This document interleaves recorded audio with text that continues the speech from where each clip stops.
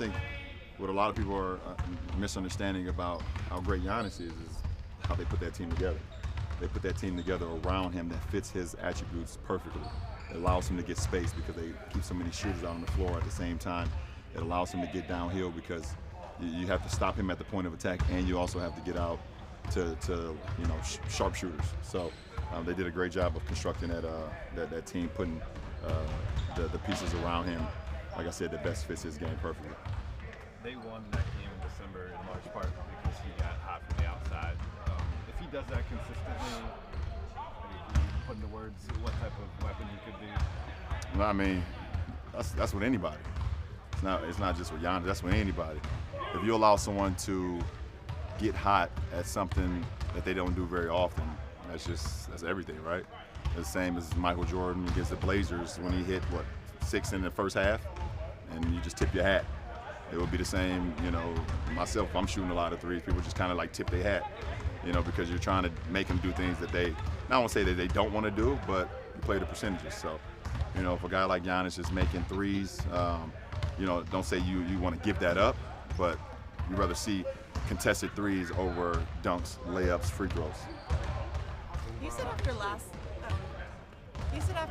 game that this time of year you generally change your demeanor and you like to have a talk with your team. You haven't done it yet. Is that something that you do every year? Or is that something that you want to do, especially with so many of your faces?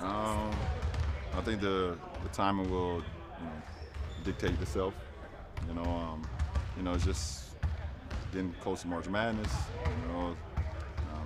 We obviously know the playoffs is around the corner, but for me it's just my approach. It's the way I approach the game, the way I've approached my career, and look forward to the challenge of today, which was great, and also for the challenge tomorrow. So just continue to build the great habits going into the postseason, but also not disrespecting the process of what we can do today, which we got better today. LeBron, obviously championships are the main thing, but where do you put? Say that again.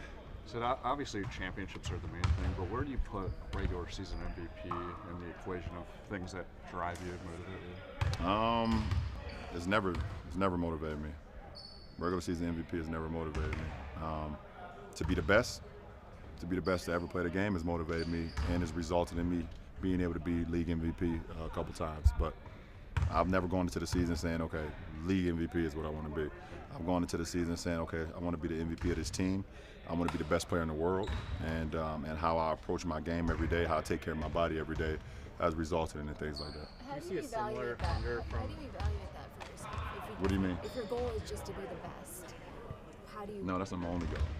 No, I didn't mean that it was your only goal. I just meant when you say you want to be the best player in the world, not necessarily, like MVP is not what you strive for. When you evaluate yourself, how do you as far as what? How do I evaluate myself? How do you know if you succeeded in that? And being the best in the world? It's just I think it's the way that the games that I play. My leadership. How my teammates feed off my presence and feed off my word. It's so much more than for me being the best player in the world than just going out and doing it on the floor. And I think leadership has a lot to do with it. Having a command, holding yourself accountable, allowing others to hold you accountable as well. So I have a lot of tiers to trying to be the best player in the world. It's not just about basketball side. Is this on par with what you were expecting of yourself entering the season, or are there things that you think you've done even better than you anticipated? Coming to the season, I didn't know I would be the point guard of the team. It was discussed. It was talked about a little bit in the off season, but it was never set in place if I would be the the primary ball handler for this ball club. So me doing that is I don't want to say it's surprising, but it's been a challenge. It's something I haven't done since my rookie year, and that was only like a half of a season, maybe even not even that long. So that's something I've had to challenge myself and change my game in that form. Making sure that I continue to get everybody involved. Set the offense up, set the tempo, put guys in position, which I've done a lot in my career, but it's a lot different when you're actually the point guard. If you're a point guard, you would understand. If not, then you're like, what is he talking about? He's always done this. But it's totally different. But just that's been one of the biggest changes for me, this year. What is the pride factor to continue to be in the conversation as one of the best players in the game with people who are a decade younger than you? The only way that I'm continue to be in the conversation is through the grace of God. One, through the way I've always respected the game. I believe when you give to the game gives back to you. And then me just taking care of my body and putting in the work. I take care of my body. I know it's my temple. I know without it I can't do anything. I can't be on the floor. I can't be at my best. And then just continue to have an open mind about how I can continue to get better.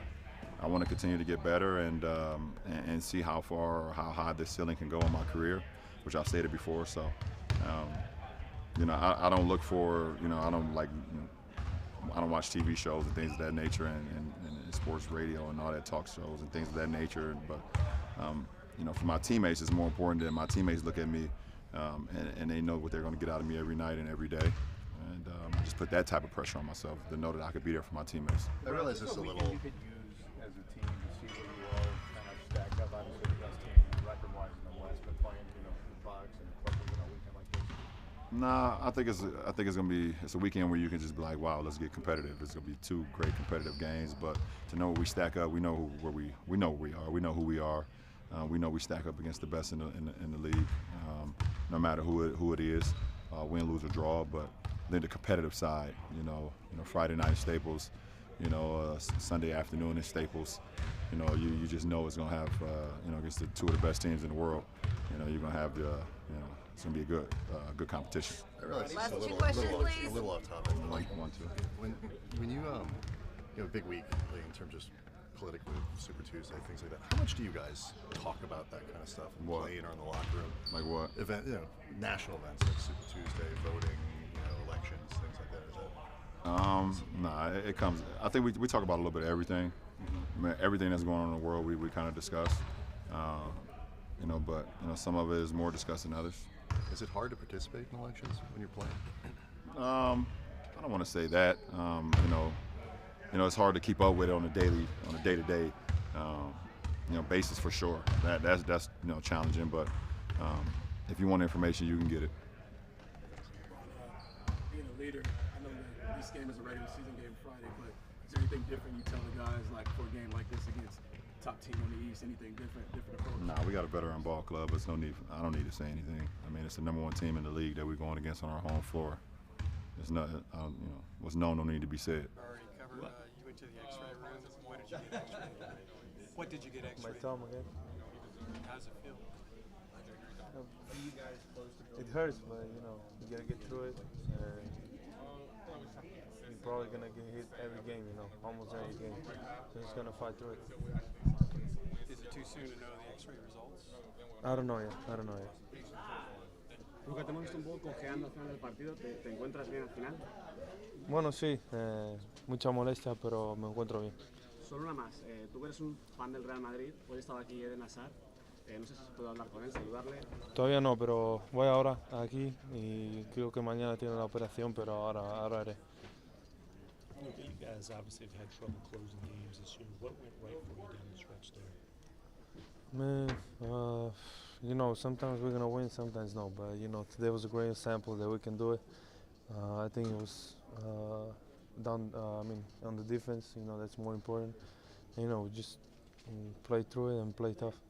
In terms of offensively, you hit the step back. After that, was your mentality just kind of get in the lane and try to create, or what was kind of your approach? Yeah, just go down the lane. I know every time I go, if I go past my defender, there's gonna be somebody in the zone. Those kickouts, I think they were great, and that's where we get our points from. You set the team record for most triple doubles in your career in such a short amount of time. Jason Kidd took 500 games to get to 21. What does that mean to you? Great. That's great. How does a game like this get you excited for the postseason? Feeling the energy and what the crowd had? Oh yeah, I love our crowd. Our crowd is great. I hope they're gonna be like this. They're always there. They always support us no matter what. You know, if we lose a game that we should win, they're always there.